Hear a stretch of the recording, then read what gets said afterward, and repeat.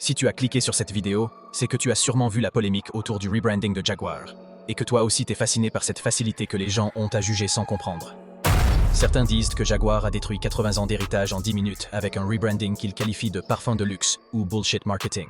Mais soyons clairs, la plupart d'entre vous qui parlez n'avez aucune idée de ce que vous jugez.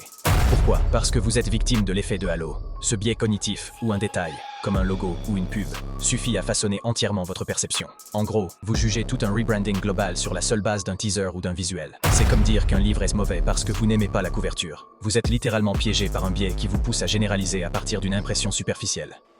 Ce réflexe de jugement, combiné à l'omniprésence des réseaux sociaux, crée un cocktail explosif. Les plateformes encouragent les hot takes instantanés et les critiques virales, parce que c'est ce qui génère du clic et de l'engagement. Vous jugez avant même de chercher à comprendre.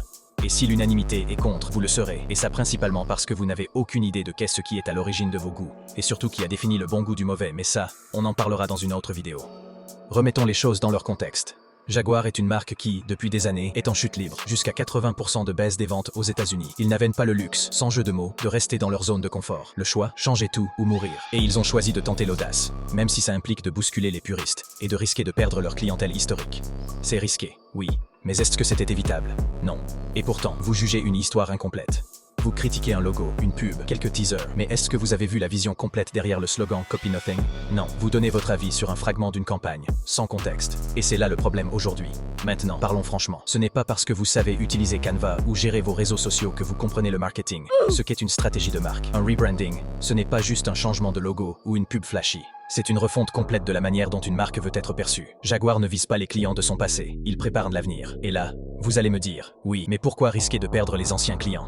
Parce que rester fidèle à l'ancien public ne les a pas sauvés jusqu'ici. Ils ont choisi de se réinventer. Et même si vous n'aimez pas ça, au moins, ils ont eu le courage de prendre des risques. De plus, vous oubliez une chose fondamentale. La plupart des gens qui parlent n'ont aucune idée de ce qu'ils jugent. Combien d'entre vous ont une véritable expertise en branding ou en communication? Pas beaucoup. Et soyons clairs, les critiques du genre « ça ressemble à une pub de parfum » ne sont pas des analyses, ce sont juste des ressentis. Et un ressenti, ce n'est pas une réflexion. Les réseaux sociaux amplifient cette tendance en valorisant les critiques instantanées et superficielles. Vous êtes encouragé à réagir vite, pas à réfléchir. Et ce manque de réflexion critique se traduit par une vague de jugements mal informés, qui noie toute discussion constructive. Jaguar a pris un risque. Est-ce que ce sera un échec ou un coup de génie? Il faut attendre le 2 décembre, date à laquelle la vision complète sera dévoilée. Et là, on aura la réponse.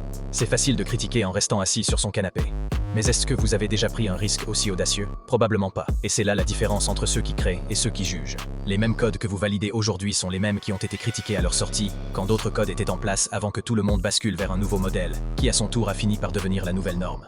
En résumé, avant de parler, réfléchissez. Posez-vous cette question. Est-ce que j'ai toutes les informations pour comprendre cette stratégie? Si la réponse est non, alors peut-être qu'il vaut mieux observer. Parce que si vous pensez qu'un logo ou une pub suffit à juger une campagne globale, laissez-moi vous rappeler. La plupart de ceux qui parlent n'ont jamais eu à réaliser une vraie stratégie de marque.